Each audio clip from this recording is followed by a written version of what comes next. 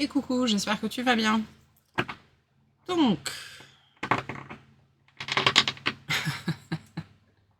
je sais plus ce que j'allais dire.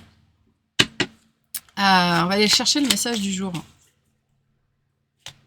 Je sens quelque chose au niveau du cœur, comme un espoir qu'on se permet pas encore. Il y a peut-être une pensée qui a commencé à se poser. Il y a peut-être une idée qui a commencé à se poser, une considération. Ok, il y a quelque chose que tu n'arrivais pas à considérer jusque-là ou que tu ne pouvais pas considérer jusque-là. Et c'est comme si ton cœur, alors pas ton centre énergétique ineffable et indestructible, hein, vraiment le centre émotionnel qui tire bien là, et c'est comme si ton cœur commençait à considérer quelque chose qui jusque-là n'était peut-être que de la blessure, ou que de la difficulté, ou que de la peur. J'ai la force, l'arcane de la force qui me vient en tête. Donc, on va te parler là d'un sujet qui t'a demandé, ou qui te demande, ou qui va te demander beaucoup de courage.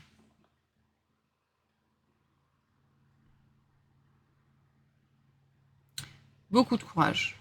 Beaucoup de cœur, beaucoup de patience, beaucoup de compassion, beaucoup de tolérance envers toi-même ou envers les autres, potentiellement les deux. Mais beaucoup de force. Beaucoup, beaucoup de force. Alors, on te dit à toi aussi très spécifiquement, parce que du coup, c'est pas forcément vrai pour tout le monde, mais toi, ça te demande beaucoup de force. C'est-à-dire que je pense qu'on t'invite à reconnaître ça, la force que ça te demande. Ok. On te demande de reconnaître la force que ça te demande à toi d'aller dans cette direction-là, alors que soit tu connais, soit tu as vu des gens qui vont sans problème, en fait. Il y a cette notion de comparaison ici. Et on t'invite à questionner, en fait. Plutôt que de te dire, mais il y a des gens qui arrivent très bien, mais il y a des gens qui se débrouillent, mais il y a des gens qui savent faire, on s'en fout, en fait. La comparaison tue. Demande-toi pourquoi pour toi c'est si difficile. D'où est-ce que ça vient? Qu'est-ce qu'il y a derrière ça? Parce que le vrai sujet ici, c'est ça. Et c'est ça qui te retient. C'est marrant. Je pense en fait, quand on était gamin avec mon frère, on avait un cochon d'Inde. Et ce cochon d'Inde, il a vécu 8 ans. C'est énorme pour un cochon d'Inde. Je crois que ça vit 3-4 ans normalement. Enfin bref.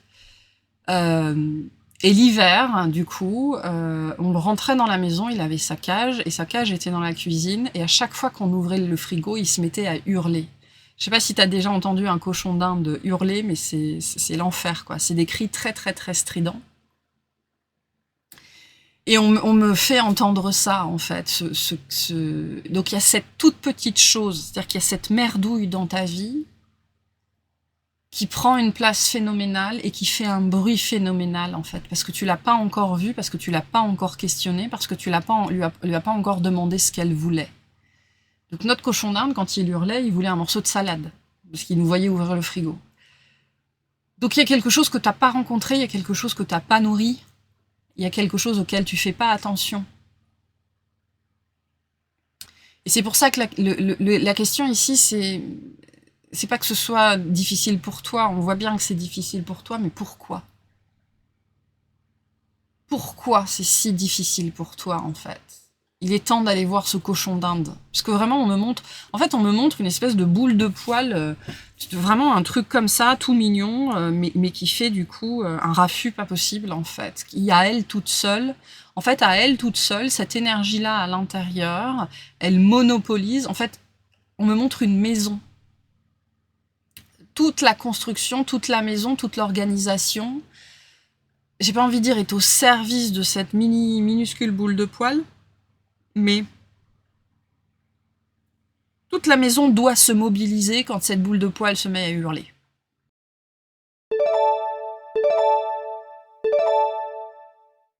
Et donc, fatalement, c'est chiant, ça demande de l'énergie, ça prend de la place. C'est pour ça qu'on te dit, potentiellement aussi cette situation que tu vis en ce moment, ou que tu revis, parce que peut-être il peut y avoir des répétitions ici, c'est vraiment pour te demander, mais pourquoi ça me demande autant de force, autant de courage? Pourquoi c'est si dur pour moi d'aller dans cette direction-là? Parce que j'ai tellement conscience de ce que ça va me demander et à quel point ça va être horrible pour moi. Pourquoi? Voilà, et on t'invite à observer ça. Ok, du coup, le message ici. On a les capacités. Tes capacités ne demandent qu'à s'exprimer. Tu as en toi un grand potentiel créateur. Ton intuition est bonne. Fais appel à tes guides chaque fois que tu souhaites développer ton intuition et tes capacités.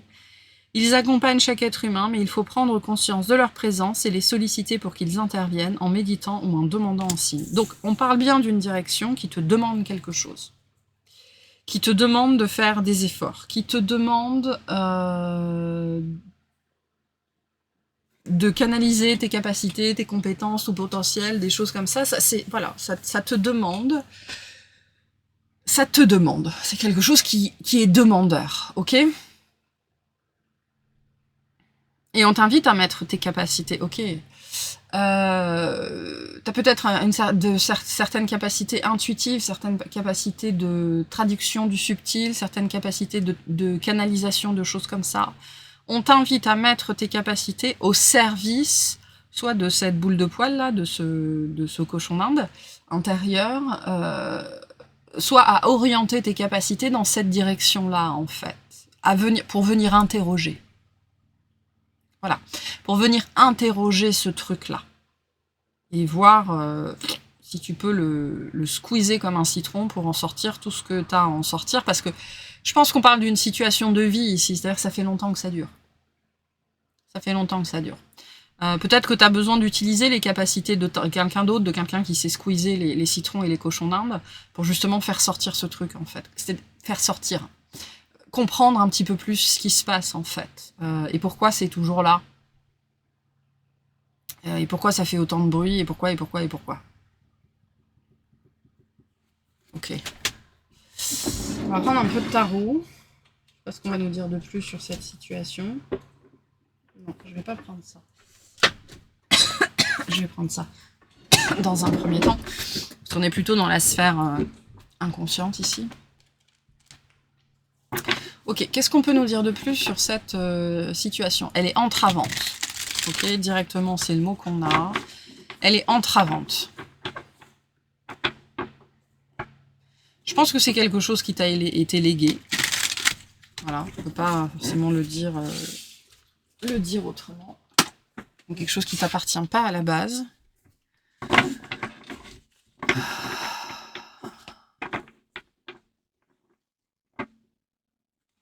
Je reprends ça, ce cochon d'Inde, en fait.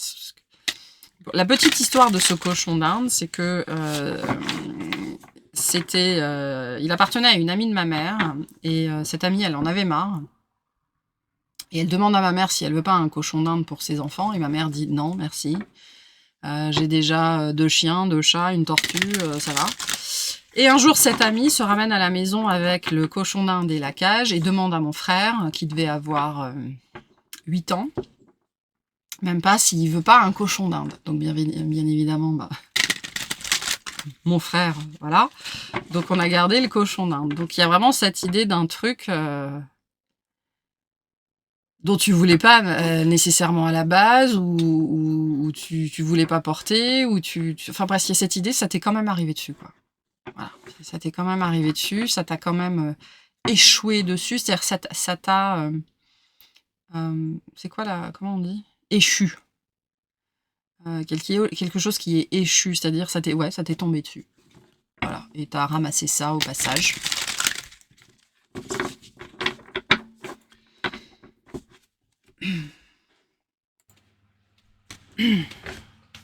Allez, 3 cartes. Qu'est-ce qu'on nous dit par rapport à cette situation?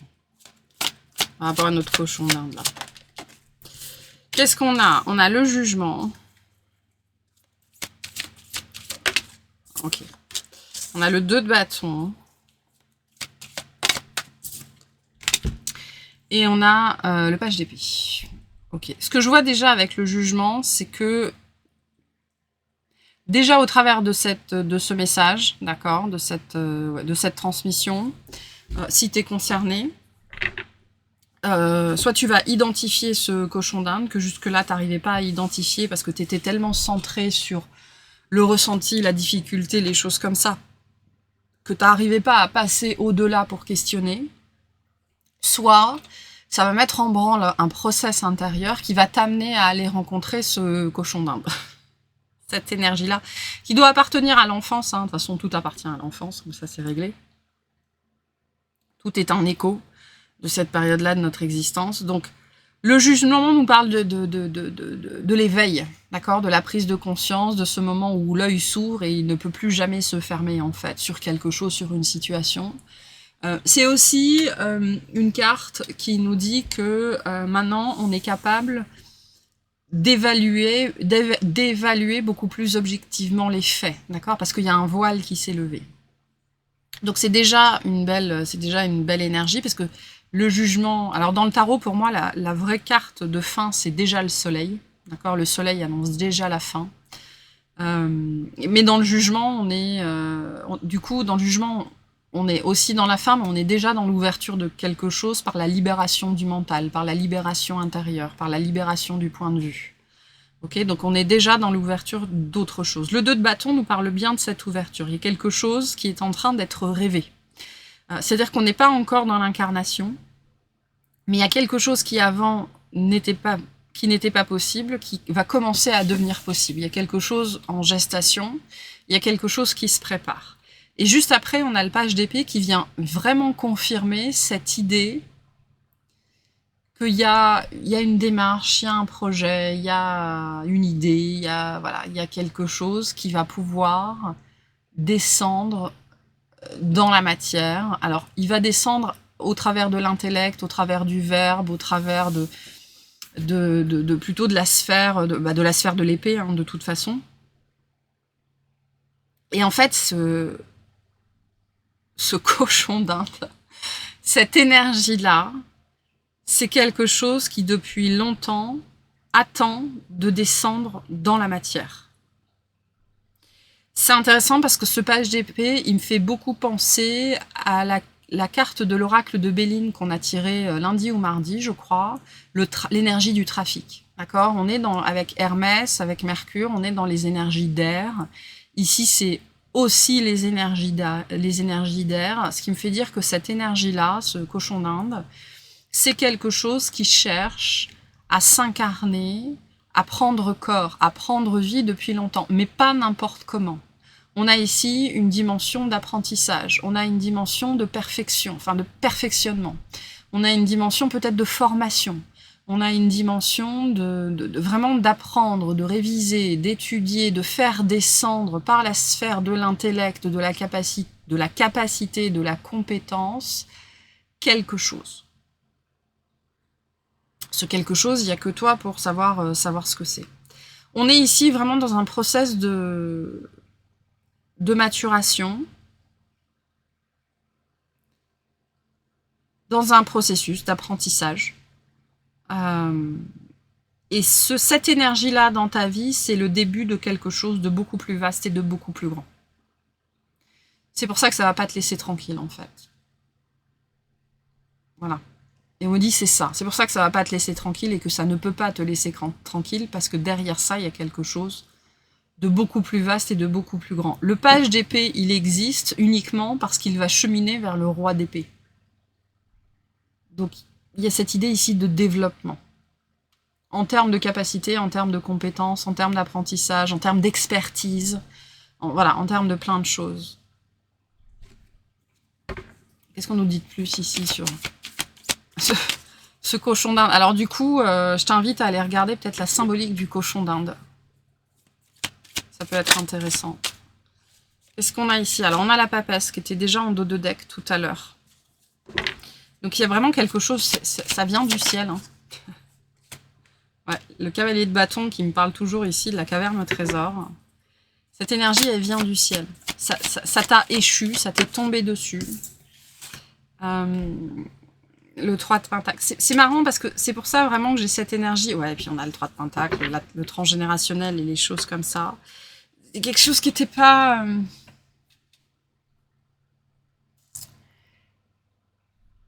Si je dois pousser, si je dois tirer sur ce fil-là en termes de sensations, je dirais que tu t'es pas incarné avec ça à la base. C'est quelque chose qui est venu après. Probablement parce que tu as demandé quelque chose ou parce que tu es devenu capable d'accepter ce genre d'énergie dans ta vie. Parce qu'il y a vraiment il y a une notion de potentiel important ici. Il y a une notion de potentiel important. Genre cochon d'Inde deviendra Bigfoot. Et c'est intéressant comme sensation. Alors, non pas que ce soit nécessairement important, mais c'est quelque chose... ouais, j'ai envie de dire, c'était pas prévu à la base. Alors, tout est prévu, parce que tous les chemins sont possibles. Mais il y a différents chemins de vie, d'accord? Il y en a qui sont plus probables et possibles que d'autres. Et c'est-à-dire qu'on me montre cette main tendue vers le fruit ici. Tu es allé chercher ce chemin-là. C'était pas obligé à la base. C'était vraiment pas obligé à la base. Y a ce côté, t'as tendu la main, en fait. T'as fait des demandes, t'as prié, t'as fait des vœux, t'as imaginé, t'as fait des demandes, en fait. Et t'es allé chercher ce chemin-là pour pouvoir cueillir ce fruit-là. C'est pour ça qu'il y a quelque chose à la clé. Il y a un développement ici. Et le cavalier de bâton, c'est vraiment l'énergie de l'aventurier, quoi. C'est celui qui se lance dans une aventure simplement parce qu'il a pris à droite plutôt qu'à gauche. Voilà. Donc, il y a un moment donné dans ta vie où tu as vu grand.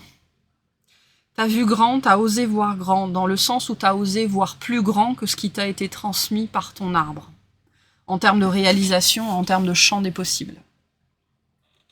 C'est très particulier, c'est très spécifique comme message, hein, donc vois si ça résonne avec toi. Donc tu t'es lancé dans une aventure, et ce que tu vis en ce moment, bah, c'est le résultat de cette aventure. Et le page d'épée, c'est un autre genre d'aventurier, c'est quelqu'un qui aspire à développer une capacité, à développer une compétence, à développer un savoir, à développer une maîtrise, à devenir maître de son art, à devenir expert, à devenir un sachant, à devenir quelqu'un de confiance, à devenir quelqu'un qu'on vient voir, enfin peu importe.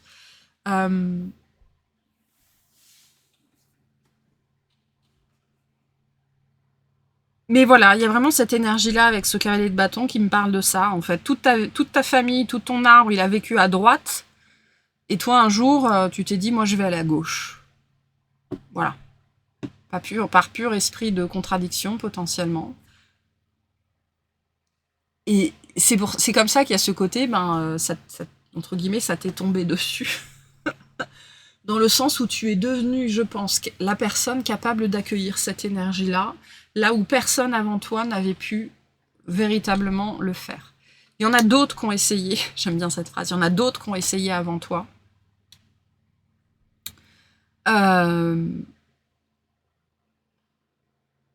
Et c'est marrant parce qu'il y a quand même ce côté, t'es quand même très très proche.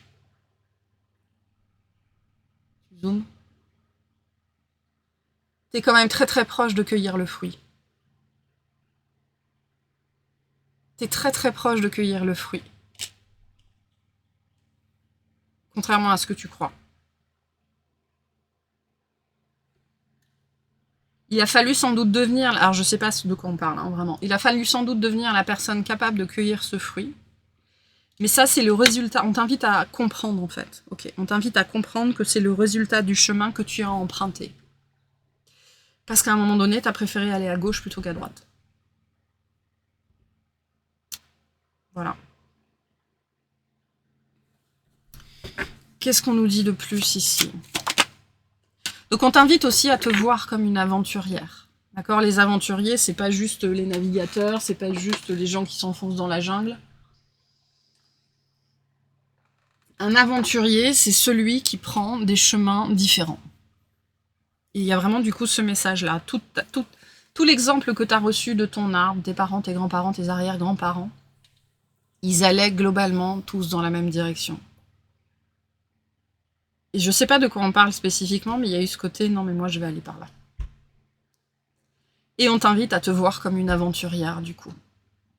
Une aventurière, je sais pas, de l'amour, de l'argent, du physique, du spirituel, j'en sais trop rien, ok. Euh,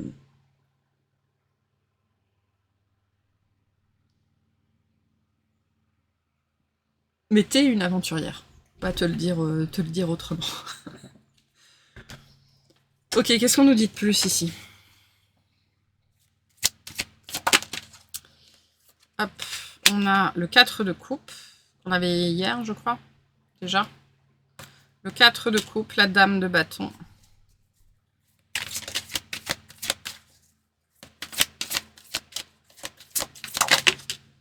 Et le 5 d'épée, qu'on avait hier aussi, il me semble.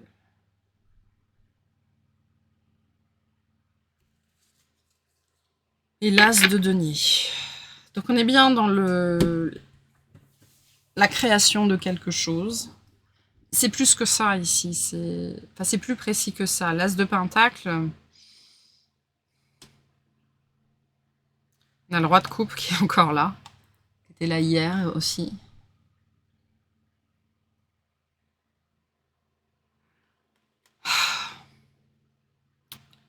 Comment dire ça? En fait, cet as de pentacle, avec le pain ici, me parle, j'ai de la farine, j'ai du blé. Avec le blé, je vais faire de la farine, avec la farine, je vais faire du pain. C'est cette idée d'avoir plus de richesse que ce que tu crois entre tes mains à partir du moment où tu transformes cette richesse et où tu façonnes cette richesse. Le page d'épée nous parle des processus. Vraiment des processus, du fait de faire les choses les unes après les autres dans le bon ordre, en respectant les étapes et en faisant les choses de façon quasiment scolaire en fait. Donc ça peut être déjà un message ici. Si tu as déjà identifié ce dont je te parle et que tu es en train de te dire mais comment je vais faire ça? En fait, moi je sais pas, mais on te dit fais ça de façon scolaire. Bateau. C'est pour ça que j'ai une notion ici de peut-être de retourner à l'école, d'aller en formation, de se trouver un mentor et de faire exactement comme il fait, de copier, enfin voilà, scolaire, ok. Il y a aussi ce message ici avec ce page d'épée où on te dit t'as pas besoin d'être plus intelligente, t'as pas besoin d'être plus maligne, t'as pas besoin d'en savoir plus, t'as pas besoin en fait, c'est pas nécessairement utile. T'as besoin d'y aller de façon très scolaire, à ton rythme et à ton niveau en fait. On n'est pas dans quelque chose qui requiert du talent, j'ai l'impression. Ou alors on te dit le travail peut largement valoir le talent. Il y a quelque chose de cet ordre-là. Donc si tu doutes de tes capacités par rapport à ça, on te dit c'est pas le sujet. En fait, c'est pas une question de capacité. Déjà parce que tu les as, et ensuite parce que c'est probablement beaucoup plus simple, beaucoup plus bateau en plus que ce que tu penses et que ce que tu crois.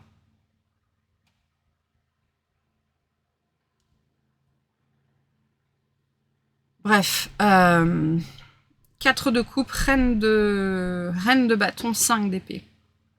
Il y a toujours une notion d'apprentissage avec ce 5 d'épée. Je sais jamais cette carte-là si c'est quelqu'un qui enseigne à l'autre ou si c'est quelqu'un qui vole les poissons de l'autre. Mais j'ai plus une notion d'apprentissage ici.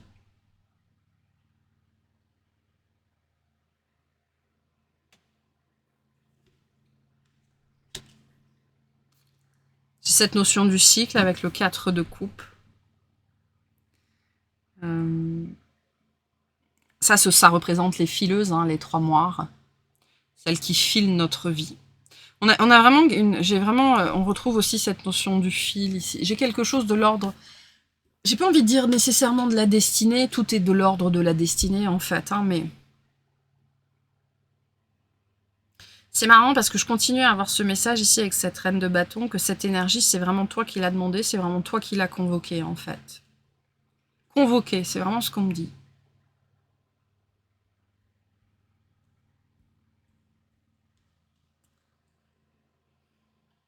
Et peut-être que maintenant tu te plains de cette situation. C'est possible avec ce 5 d'épée. Parce qu'avec le page d'épée, on voit bien que c'est quelque chose que tu maîtrises pas. Voilà, le page, il maîtrise rien du tout en fait. Il est vraiment au ras des pâquerettes et il a besoin de tout apprendre. Et tu es peut-être là en train de te demander pourquoi ça s'est rentré dans ta vie alors que c'est si difficile pour toi. Ce qui rejoint un petit peu le message de la force qu'on avait au début de cette lecture. Pourquoi c'est si difficile pour moi en fait? Parce que les choses sont parfois difficiles, c'est tout. Parce que peut-être que ton esprit... Il y a aussi cette idée, je pense que... Moi, ça me fait littéralement penser à ce genre de situation où, par exemple, on vient d'une famille pauvre, et d'un seul coup, on gagne au loto, ou alors on veut... pas on gagne au loto, mais on veut fabriquer, créer, manifester énormément d'argent, en fait. Quand on a une mentalité de pauvre, c'est très très compliqué. Quand on vient d'une famille dans laquelle il n'y a pas d'amour, c'est-à-dire il y a du besoin, il y a de l'attente, il y a de la dépendance affective, il y a du sacrifice, il y a plein de choses, mais pas d'amour. Et fatalement, quand on veut vivre ce fameux amour réciproque, profond, équitable, etc., faut tout désapprendre, il faut tout réapprendre. Et là, ça me parle un petit peu de ça, d'un process dans lequel il a fallu désapprendre beaucoup de choses. Donc ça, c'est déjà souvent très très compliqué parce que c'est des guerres d'identité, d'accord? C'est des anciennes versions de soi qui doivent mourir. Et donc ça, c'est très très très difficile. Ok, puis par-dessus ça, il faut apprendre de nouvelles choses, une nouvelle façon de penser, une nouvelle façon d'être, une nouvelle façon de vivre, tout un tas de choses. Et c'est pour ça, je pense que ce process, il a l'air si compliqué, en fait. Et que du coup, tu penses peut-être qu'il n'est pas pour toi, ou que c'est pas possible, ou que machin, ou que truc, alors qu'on te dit, mais t'as jamais été aussi proche de cueillir le fruit. Donc une grande partie, probablement, du chemin le plus compliqué a été ici fait. Ok. Et peut-être que ce qui est dur ici, c'est justement d'accepter que parfois les choses sont difficiles. Voilà. C'est pas parce qu'on est sur un chemin spirituel que les choses arrêteront d'être difficiles. Au contraire, quand on est sur un chemin spirituel, plus le cœur s'ouvre, plus la conscience s'expand, plus on peut recevoir de difficultés. Voilà. Parce que plus on peut les démêler et plus on peut les intégrer. Et j'ai un petit peu l'impression que c'est ça qui s'est joué ou qui se joue ici, en fait. C'est aussi quelque chose, alors ça c'est un truc un peu en aparté, hein, mais cette as de pentacle-là me parle toujours d'aider les autres, d'aider les moins nantis, ou de faire profiter de ses richesses, de son abondance, ceux qui ont moins que nous. Donc il y a aussi cette énergie-là dans ce que tu es en train de construire. Et cette posture de roi de coupe qu'on avait déjà hier. Ouais, et on a cette énergie de charité avec le 6 de pentacle. Donc je ne sais pas de quoi on parle, mais ça va aussi t'aider à aider les autres.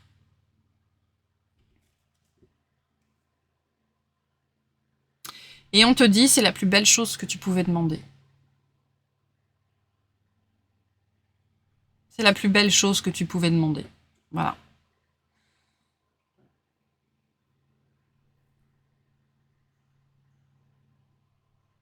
Parce qu'on peut demander à avoir plus, alors ça peut être de l'argent, ça peut être du temps, ça peut être de l'espace, peu importe. On peut demander à avoir plus pour soi se sentir mieux, pour se sentir plus libre, pour respirer mieux, pour se sentir en sécurité, pour se sentir machin, pour se sentir truc. Mais on peut aussi, mais ça, c'est pas mal ou bien, hein, voilà. Mais on peut aussi demander d'avoir plus, entre guillemets, non pas nécessairement soit pour se sentir mieux ou des choses comme ça, mais pour aider. Et il y a quelque chose de cet ordre-là ici. Il y a quelque chose de cet ordre-là. Ok, je vais aller faire une deuxième partie parce que le message est très beau. Voilà, et que j'ai envie d'aller plus loin. Donc le lien sera sous la vidéo. On verra où le message nous mène. Ok. On va... si. Ce qu'on veut te dire sur toi. Voilà. Ce que tu as besoin de savoir sur toi, ce qu'on souhaite te transmettre sur toi. Et il y a le 44 qui est très présent, donc on est vraiment dans l'énergie des guides. Et on a le phénix. Le phénix indique que tu changes de peau, tu es en train de renaître de tes cendres pour revenir plus fort. Tu peux avoir 2 vies dans ton cycle actuel. La persévérance mène vers l'excellence, ne baisse pas les bras, tu as la capacité de te régénérer. Donc, c'est pour ça qu'il y avait cette distinction entre le travail et le talent, en fait. ta persévérance, ton travail vont t'amener vers l'excellence. Voilà. Donc voilà pour cette première partie de message. J'espère que ça t'éclairera, j'espère que ça t'aidera. Et si tu veux aller plus loin, tu sais où me trouver.